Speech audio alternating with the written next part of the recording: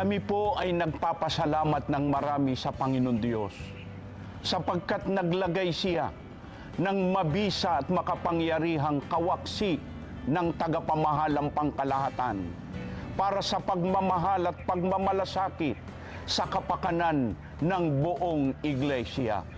Dalangin po namin na patuloy po kayong gabayan, ingatan at mamalagi ang kalusugan para mamalaging mabisang katuwang ng pamamahala sa pagmamalasakit sa kapakanan ng buong iglesia.